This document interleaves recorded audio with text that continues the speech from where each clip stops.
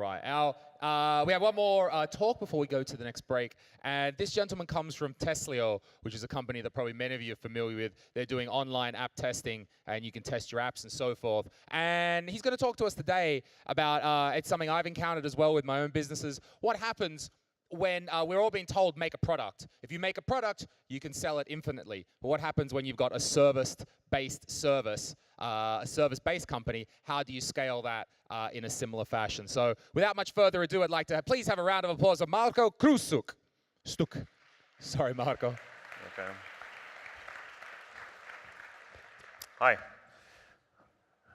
I'm going to test some stuff before we start. I need a clicker. But my name is Marko. I'm the co-founder of Testlio. And Testlio, what it does is tests mobile applications, easy as that. But why I'm here today is we are using a crowd to offer that service to our customers. Our customers are companies like Microsoft, Salesforce, thank you, CBS, more known in the US. So we do have some awesome customers that find value in our service. But that's not what I want to talk about. I want to tell a story, actually 4 stories, that are going to illustrate what I want to talk about today. So let's talk about 4 companies, from which you probably know only, most of you know one. Half of you know Upwork, and the rest probably don't know the other 2. But these are really good examples. Bench, really good accounting service. So Bench is what it does basically for small and medium-sized companies is they take your any account you have with your payment service, payments service. For example, in Testlio, we pay our testers using PayPal. We use other services as well. And to really manage that on the back end, you need to have services like Bench. So they do use accountants to oversee their customers. But what's interesting about them is that they really focus singly on automating everything. So whatever new requests they get, for example, a typical thing in accounting, whoever doesn't know, is that when you have a new category of expense report or something, then the system doesn't know, or at least it doesn't know yet how to categorize it. But what they do is put that onto the customer, because even the accountant doesn't know what the customer spent on. They went to a dinner, and the accountant doesn't know. But every time they get that information, they obviously automate it. It's super simple, and for the scripts at least. And the more customers they have, the more know-how they have. So in the end, you can even predict what different customers that are new to their platform could actually categorize these expenses as, or income. Interesting thing about their accountants team is that they're actually customer success in a classical SaaS world, because in a classical SaaS world you have customer success who usually is 1 per 2 million ARR, so which is something probably anybody doesn't know what it means, but what it means is it's not linear to the service they're offering, very in correlation. So that means Bench is actually very close, if not the product company.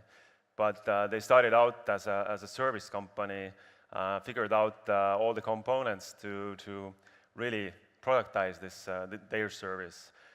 Their business model is super simple, which is monthly fee, which is typical for, again, SaaS companies. And they have different categories, but they call their biggest category enterprise. But funnily enough, they're not going after enterprise, because with enterprise you have different needs that you can't automate, at least today. So we actually are their customer, or actually were. just a month ago, we had to step up as a company because we had too many custom needs. But Bench is laser focused on this small to medium customer base, which is really good for them because otherwise they would be collecting a huge army of accountants all over the world. So next up, let's focus on the other not-so-known company here, which is SipTask. Super complicated business, to be honest. It's a services platform which tries to do pretty much everything for an IT project. And their key, or at least the premise, is that they put crowdsourced, a person wherever they are in the world, validated a PM, product manager, project manager, on top of this, like basically a customer success manager for you. And that person then takes other people all over the world and assigns to the project whatever that project is. So me as a customer, I would go to them and ask, for example, I want a website, which is simple. You get together a team, somebody oversees it, the progress, and usually with websites, you are on time, but then they also have the other option of actually asking them to put together a whole complex software platform, which in product world, you know exactly that most of the time you're going to fail because you're going to have so much problems, unpredictable stuff, and that brings me to the question, how can you guarantee that the customer is happy and they're actually coming back to you?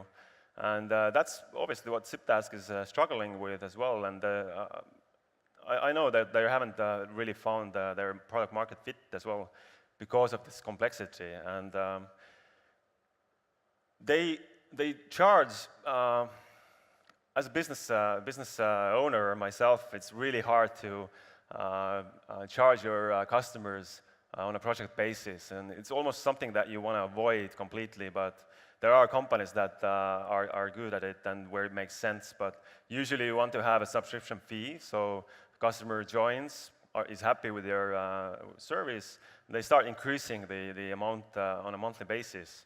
But in their case, a project has a deadline, and the way they're actually billing is phase-based. So if you have the analysis phase, you pay for that service if you're happy. Then you have the next phase. But in the end, you're going to have the final phase. You're going to pay. You're done. So you lost basically the customer. And the bad thing about this is also that because it's so complex service and putting together people all over the world, it's challenging, but not impossible. So I'm going to get back to this. Let's look into the next example. Let's take an Uber, which everybody knows. Today they're in Estonia as well.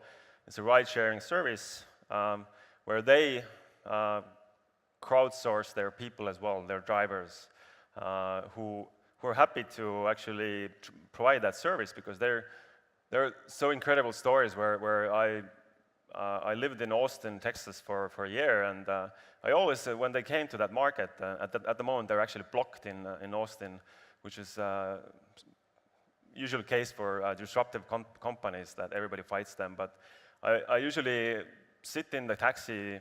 I usually do that because I want to drive somewhere, but I usually ask them, why do you drive an Uber? And the stories are super amazing, and then I remember one taxi driver in Austin late evening.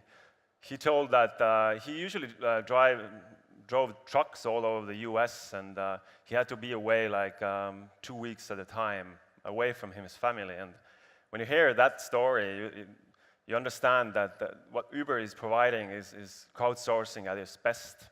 Wherever you are, you do your work, and in this case, that person was good at driving cars and trucks, and he was happy to do that locally and to be close to his family. So what Uber does is also give this assurance that these people who are driving you are not like mad people, or if they are, you're gonna basically phase them out quickly. You do have lawsuits where the driver harasses the passenger, and the other way around as well. But you have these things in the regular taxi industry as well, and it's actually better in Uber's case because they constantly rate the driver and the other way around. So they're going to phase out the bad actors. So business model, again, very simple, commission fee, whatever you pay for a ride, they take a share on top of that. They also obviously find new ways to maximize their profits, like having peak pricing, which, interestingly enough, you can find in different industries as well. And you also have other services they're going into. You can order a helicopter, for example, in some countries. And lastly, so bear with me, it's the last company example. It's a pure marketplace business model where you, as a customer, go to that platform, whatever you need. If you need an assistant to send out emails for you, you get that person wherever they are. And on the other end, you have people similar to Uber's case. They have skills, they want to earn money, and that's how simple it is. And in their case, their customers are, and the people ordering are anybody, business, consumer, business to business, and so on. So it's a huge platform where you can basically order anything, but in case of SipTask, for example, they want to guarantee you quality. So you go to them, they oversee their people, which is the same actually with Testlio as well. And the customer comes to us and we use the crowd, but we make sure the quality is high and we are actually delivering the results. In Upwork's case, you manage the whole thing yourself.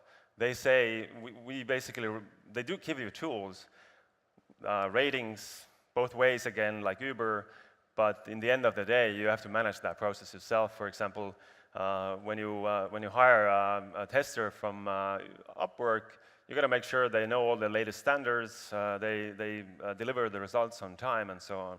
So they do have a place, or Upwork has a place, and it's not going anywhere, but it has its challenges where companies and people are finding constant ways of this complete service for this concrete vertical where somebody takes the ownership of the results of the quality. And they also work on a commission fee to whatever you pay to your person you're ordering that service from, they take a fee on top of that. And in Uber's case, it's super simple. People don't usually want to pay with cash to the driver because it's messy and you don't want to pay tips either. But in their case, it's actually, they're fighting hard for people to not skip the system and pay directly, which is a hassle, but they manage it. So that's all the 4 companies. And they all had something in common. So they had service layer, like this human component. Some of them were heavily reliant on it, and the whole business isn't relying on it, and the others are actually finding ways to automate this and be less reliant on people. For the sake of fun, let's add 3 other companies. I'm not going to go into these to bore you. Let's add Testlio, Transferwise, and Airbnb.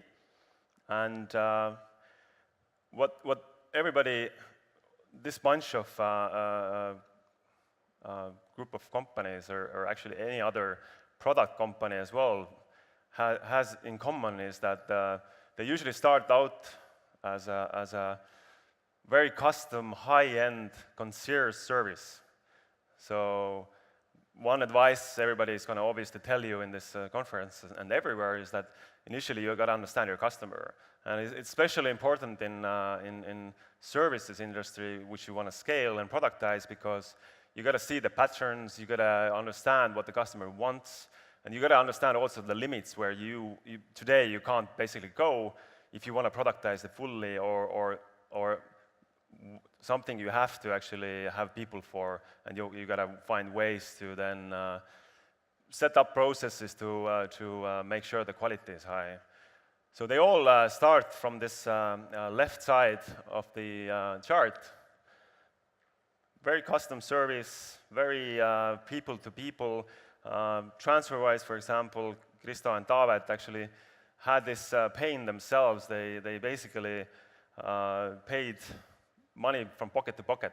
And that's how all these great ideas come to life, actually. And then you have to start seeing the pattern and then figure out if others need it and what's the limitations and do we need people to do that and so on. If they would have not done this very personal on a very personal level initially, it wouldn't exist today, I think.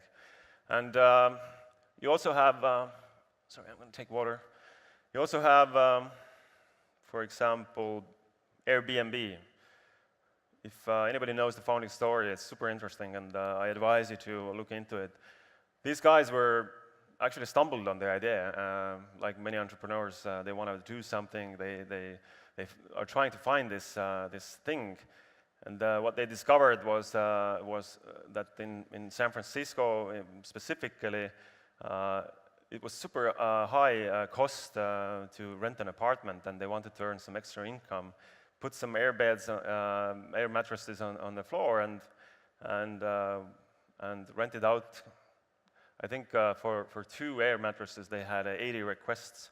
Obviously, they saw that there's a need, but the story didn't end there. They had to be the first customers, first people who actually went to their hosts to understand what's going on.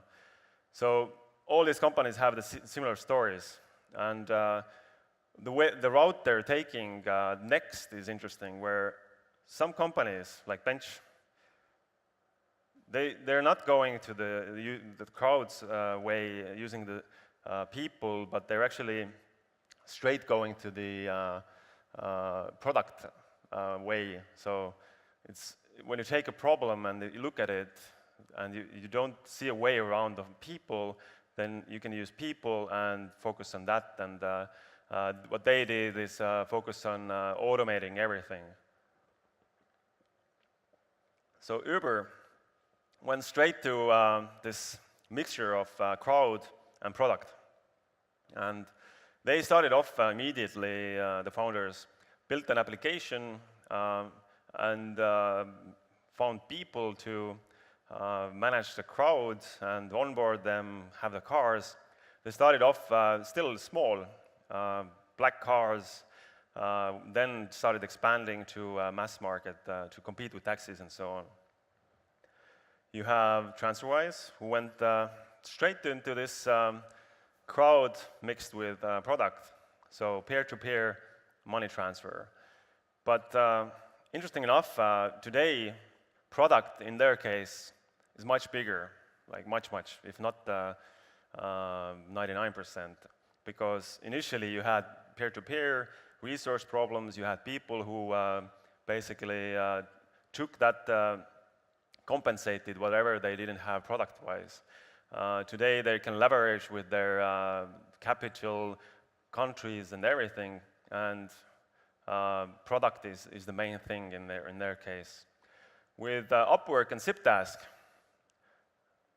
it's super complicated. So, like I said, you can't come up with a product that solves everything. So they can't go straight to the right bottom corner, and they still use crowd, and I don't see them actually getting out of it without having first built out all the verticals where, for example, testing, where you have very narrow focus to get the results right, and then you combine everything together. And maybe Upwork in 10 years or 20 years is something different, where they actually can do this. And Airbnb, similar to Uber, straight into this crowd product mixture. Who knows, maybe they one day can I don't know, skip the crowd, but I guess that's the business they are in today. And with Testlio, we started off as most of these companies, and only using people. My co-founder Crystal was the first tester on the platform, as well as then managing the team, and then we had more people in the crowd, hired some people from the crowd to manage the crowd, and it's a lot of back and forth with seeing how you can optimize this the whole process. And now today we're constantly moving to this right top corner where you productize whatever you have, because when you're Upwork or SipTask, where you say, come do everything or anything on our platform, then you can't really productize what you're offering. You can say, here are the price tiers, but that's about it. But when you want to really scale your services, then you got to figure out where the limitations are, who you're going after. Is it small companies, what their problems are? So that means during the life of your company, when you start off, it's very manual, very custom, and you should be actually doing this way because you got to figure out what's the main problem. In case of Testlio, we're now going through this phase where you get capital, and then everybody says you got to focus, and it's very clear why you got to focus, because when you want to go to 10 different directions, then you don't have ever enough money and resources. So focus, take away whatever the customer doesn't, most of the customers don't need, and you start productizing, basically. So all these companies, what they have in common is they start from very, very custom services and end up in different directions. Some of them go to the product side, automating everything. Google, for example, being similar, and then you have others where it's impossible to productize, or at least in the beginning. So what about the future? You saw that Uber went to the right bottom corner nicely, and that's what the future seems to be showing. That we're constantly productizing everything and finding ways to skip people. We have all those services that ease our lives, like, for example, Alexa. I was in like San Francisco, or anyway, Bay Area, 2 months ago, and interesting story where I visited a friend who had Alexa, which is the Amazon Siri, basically, and he immediately was super excited to show this and show that he can actually order cat food by telling the device. So saying, I want cat food tomorrow or in 2 hours, it's going to arrive. So these things really help everybody's lives. And in case of Uber, how can they get into this fully product corner, is that we're constantly seeing automated cars driving around, and soon enough, and even Uber themselves are actually developing self-driving cars, and they're going to skip the driver, actually, so they're going to be a product company before soon. And you have product companies actually fighting for that space, where Tesla, for example, announced in their 10-year plan, next one, that they're going to compete directly with Uber, because they started from the product side, but they know that they can compete with Uber, where today Uber is only reliant on people. So what's the end game? Right? I mean, it's pretty scary, but at the same time, we also need Terminators, right? And until this happens, I mean, if this happens, there are bigger problems than thinking about or hearing me speaking about how to scale services business. So let's wrap up. Every company, especially services company, initially starts out from a concierge service where you need to listen to your customer, and you got to see the patterns emerging, you got to notice them, you got to write them down and try them out to automate them. Then you get into this focus phase where you got to take away all the fuss and start really narrowly focusing on what matters and what you can scale and productize. And then you get into this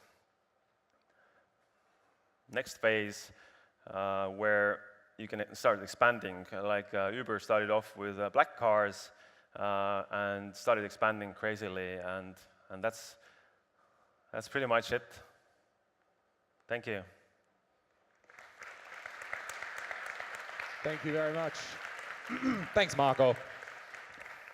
Okay, good, very good talk. Very interesting comparison there up on the chart about how these common companies that maybe a lot of us already know and how they actually came about that. Does anyone have any questions first? It's a complex topic, so... Right, it takes some time. I have to admit, I was paying a lot of attention trying to understand and get it going. With I thought about this with Testlio. So you've moved to the product side of things. Mixture of crowd and product. Right. So we're heavily on the crowd side, obviously, and but we're trying to find ways to really make that product side bigger. So helping testers to test better, faster, with less time, find more issues. So it's all about giving them tools, and in the end of the day, testers, 1 hour of testers' work could equal to tomorrow 5 hours of testers' work, where you basically use that work, empower it somehow, and that's where we're going at. And right, okay, I think that's where I was going with that. That to get to that, you had to learn how to automate. So you're looking at your processes, looking at what all your people are doing, what your crowd is doing, and looking at how can I automate as much of that as possible. Exactly. And that's what's moving you over there. And the automation doesn't really stop on the product side because in services companies, in any company, you have internal processes as well where I can go on hours talking about how to automate these internal processes, serving the customer, how the customer comes on board. And then once you figure that out, you can start seeing new patterns where, okay, let's skip this part, let's replace it with a script that actually does things better. Finding testers, for example. Computers do that much better. Finding the testers, so you're matching the rating projects. them. What can they do, right? Yeah. So you give them some sort of exam or something like that, or some sort of survey, and then from that you're getting the data which says, okay, they're really good at this sort of thing or something. Okay. Yep. And that matches them up further. And that, I mean, to me, that sounds almost like an ongoing thing that almost will never end. It's never ending, right. Until we have an AI who's going to figure it out. Yeah. Well then, look, if Skynet's coming along, then we don't need testers anyway, right? They'll just do everything anyway. So, did anyone have anything? Sorry, over here. Thank you for your talk. Question: in the future, you mapped that Uber goes down from the crowd more to the product, but why you decrease the crowd factor? Because the crowd will always increase for Uber, right? Because that's their business, isn't it? If I understood the question correctly, but I mean, the way they move into the product side is because they don't need drivers, right? Simple as that, because the cars one day are going to drive themselves. You're going to tell to the car, I'm going to go from this point to this point. You don't need anybody to oversee that. Today you have, they are testing actually already, but you have 2 drivers sitting in front and overseeing the computers and making sure this thing doesn't crash anywhere. But in I don't know, 10, 20 years, you're going to have just cars taking you anywhere, and then you're going to have new businesses on top of these services. Makes sense. One question, because just today I was reading one article about Uber, quite destructive. But and it was talking about if they are moving to this product, why then we need taxi? Where everybody can have a car, you can drive it to somewhere, and why then we need Uber? Why we need Uber? Because I know that you're not from Uber, but yeah. First thing, because it's fun to do a new company. So Uber started with the founders sitting in Paris coffee shop and thought about the next idea. But at the same time, for the customers, it's really good to have variety. So anybody who has lived in the US knows that the yellow cab service sucks really hard. And I've had so many stories where I'm afraid of my life. And when Uber came along, you had nice clean cars, you had water in there. So that's the service level that they offered. They raised the bar, and then obviously now the question is, are these automated cars then going to have the water there as well, which closes the loop where you don't need that person, and then you're going to have this automated network of cars. Is there a risk that if you have, maybe like yourself, you've got a team of testers that are there, and let's say Uber has a massive army of drivers out there, but as Uber moves towards the automated, is there a risk that you've built up this huge army of people working for you, and then you're trying to put them out of a job? I mean, we're already seeing unions rising up with Uber. Is this a worry, a concern in this area? It's happening everywhere. So, I mean, you had jobs yesterday that don't exist anymore. Where even in I don't know, on the field where you pick potatoes, for example, you don't need people anymore for that, right? So these people move into these other areas. So in testing, I can definitely tell you that we can't automate everything before we have AI, right? So because we need this out-of-the-box thinking where a product, you gotta go through the product and figure out ways to break it, but the computer is not that out-of-the-box thinker. It can try to penetrate it in any way possible, but in the end of the day, you need still people, experts, who figure out ways, new, clever ways, where we have so many devices coming on the market, where you have a watch now, and how to break that, and the connections between your new AirPods, and how to break that, and they do break. So that's the computers can't really do that until one point. For you guys, well, so we're going to have other problems then, right? Right. So you see this; it's far off in the future that Tesla is completely automated. All right. It's very far, yeah. It's very far. Okay. We're out of time for that one. Thank you very much, Marko. Thank you. Please give him a round of applause. Very interesting talk.